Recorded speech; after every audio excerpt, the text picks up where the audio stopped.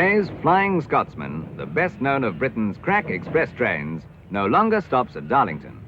But it was between Darlington and Stockton, famous names in railway history, that a locomotive pulled a passenger train for the first time in the world. In 1825, amid a cloud of smoke and steam, it trundled through Darlington into an excited English countryside. Behind it, a man with an equally famous name, George Stephenson. And this was his locomotive, Locomotion Number 1, that pulled the train that started a new era of travel. Only a few miles from Darlington to Stockton, but a journey that was to alter man's whole tempo of living.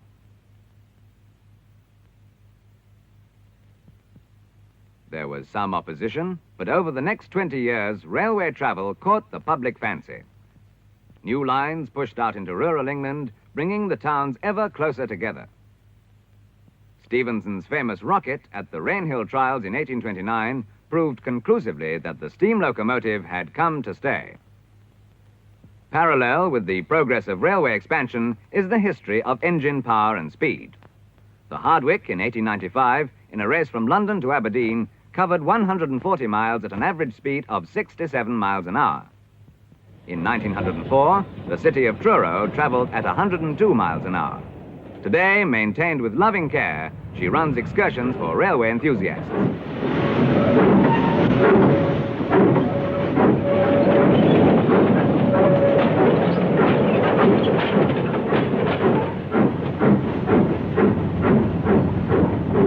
Power increased. In 1938, the Mallard wrote perhaps the final chapter in steam locomotive annals. Her 126 miles an hour still stands, a world speed record for steam.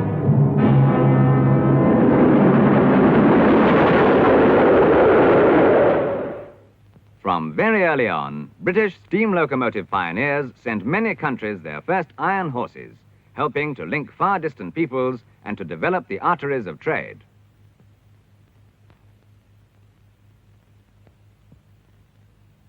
The tradition is carried on today in the export of British diesel, electric, and steam locomotives to all parts of the world. Electric traction was the first to follow steam. Its value has long been proved on routes with heavy traffic in and around great cities such as London.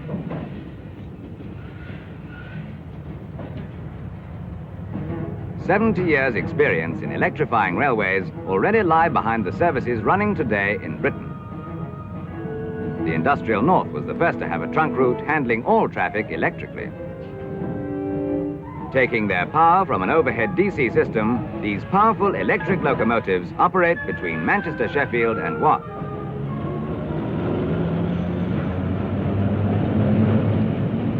Their route lies across the 2,000-foot-high Pennine Hills, difficult terrain, especially in bad weather. Electric locomotives enable a large quantity of heavy coal traffic to be hauled easily and speedily over this arduous route.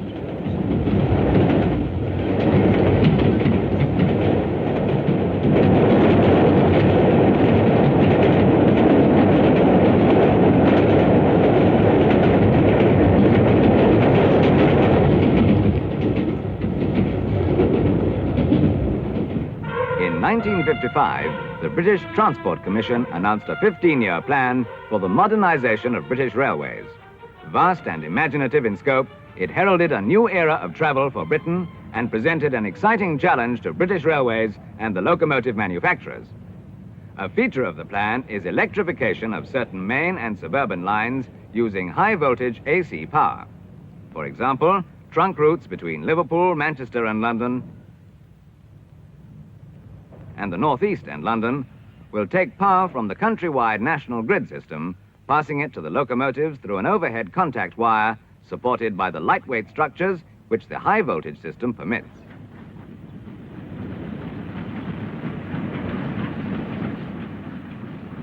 Another feature is the introduction of diesel traction on the remaining routes.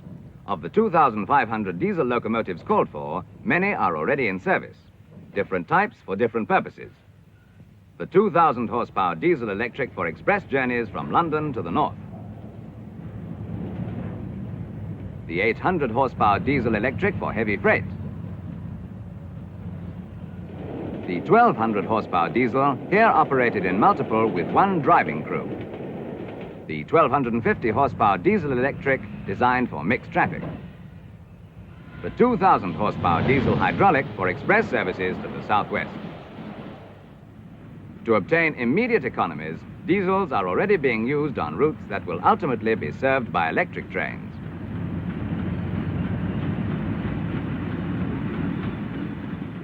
For the passenger feeder lines to the trunk routes and where suburban electrification is not warranted, diesel multiple unit trains have been selected.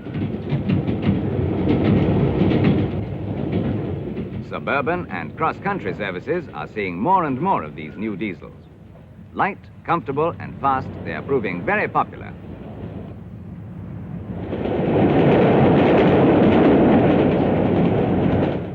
The new generation of train spotters is growing up with diesel and electric trains. During their lifetime, a changeover will take place as revolutionary as that from horse to steam, an evolution from steam to electric and diesel power.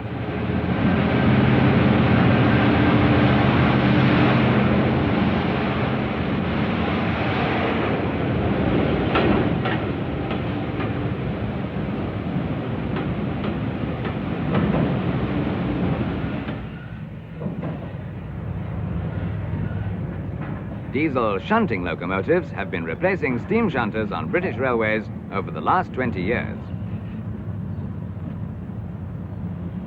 The unromantic shunting operations in the sidings and marshalling yards, seldom seen by the public, are in fact vital to efficient railway working.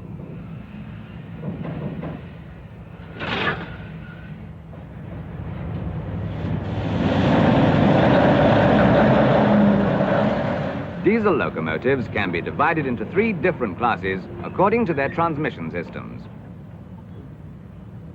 The diesel electric generates its own electricity to drive traction motors mounted on the axles.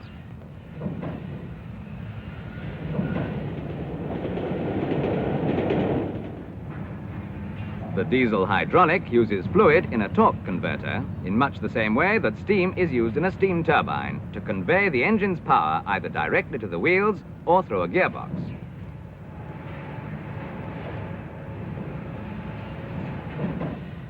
The diesel mechanical in the lower horsepower range uses a clutch or hydraulic coupling and a gearbox just like a motor car.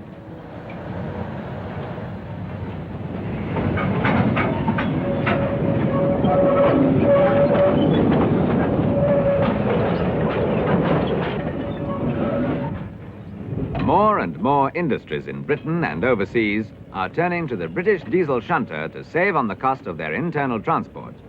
The ease and smoothness with which it handles heavy, dangerous loads adds to the diesel shunter's value in industries like steel. Coal mining also uses diesels for haulage both on the surface and below ground, where the exhaust gases are cleansed so as not to poison the atmosphere in the mine. In oil refineries and similar installations, where a stray spark might cause fire or an explosion, the diesel can be used in complete safety. Careful attention given to the design and maintenance of flame-proof equipment ensures that British diesel locomotives are the safest in the world.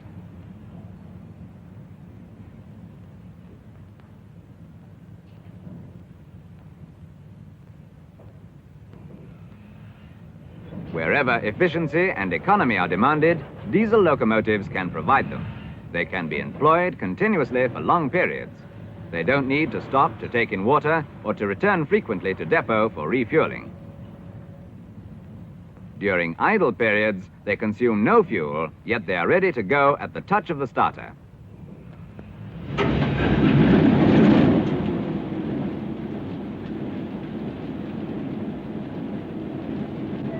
It's a one-man job. No fireman is needed. And there is virtually no smoke.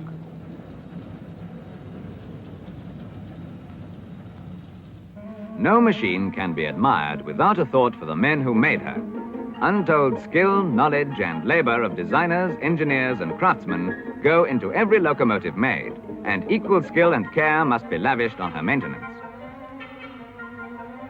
In their works, British manufacturers train apprentices and students from the countries in which their locomotives run.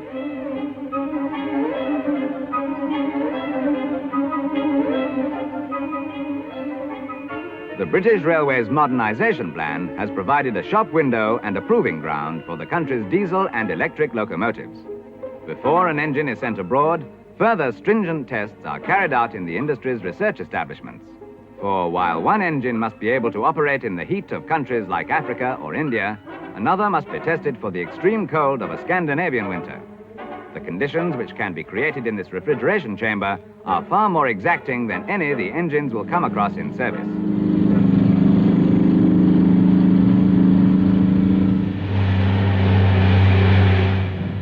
"130 years of making locomotives are in themselves a guarantee behind every single locomotive built in Britain for service overseas, like this one bound for Spain.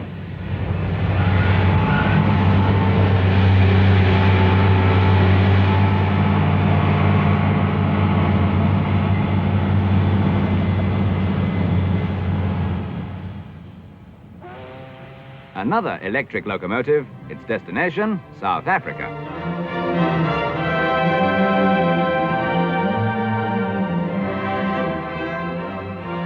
In Johannesburg, in the Union of South Africa, the rails stretch like metal sinews through the city, a steel network spreading out into the blue distance towards the vast silences of the high veld.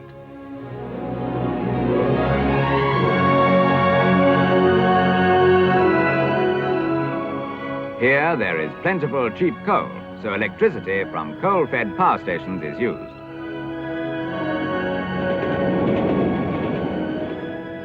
But on the desert stretches, where electrification would not be economic, the British steam condensing locomotive takes over.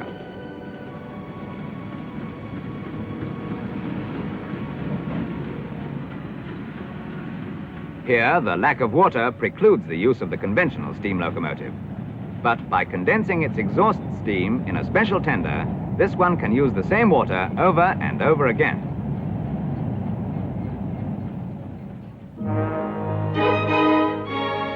Water is also scarce 5,000 miles to the northeast in India, in the Kutch Peninsula. But here the coal fields are far away. In a country where the old and new exist side by side, the traditional bullock cart and camel contrast strangely with the 625 horsepower diesel hydraulic locomotive. But this modern form of traction can also work efficiently in the hot, dry and sandy conditions.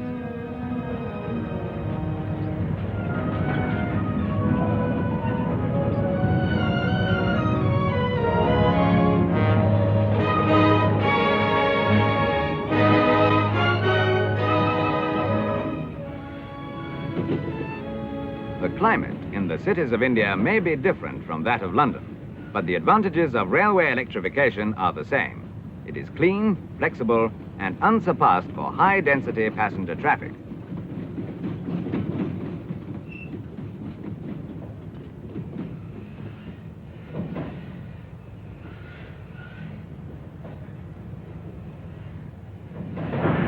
In East Africa, malarial mosquitoes and man-eating lions plagued the men who opened up the continent and drove this line from Mombasa on the coast to Lake Victoria.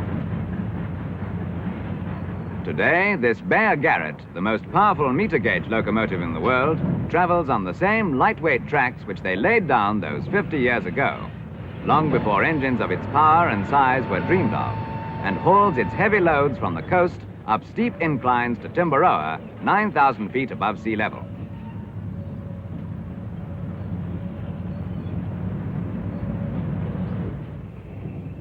Wherever locomotives are required in any continent, the same pattern can be seen. The pattern of British locomotives tailored to suit particular requirements. Britain buys food and raw materials from many countries and in return exports capital equipment like locomotives. Such a partnership is seen in Australia.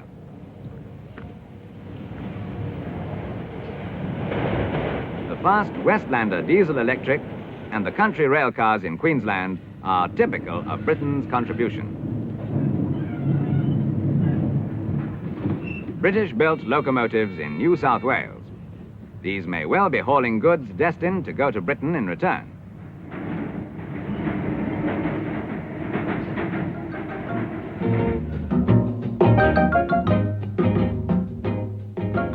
Just as the terrain, the scenery, and the colors of Brazil differ from those of Australia, so do the locomotives that Britain sends her. In service, their paintwork takes on a local coloring, but their working parts have been designed long before to suit the locality. The connection of British locomotive builders with Latin America is long established, Britain supplying the first locomotive to the Argentine in 1857. It is significant that today, these nations of South America, design-conscious and so modern in their outlook, should still choose British diesel and electric locomotives.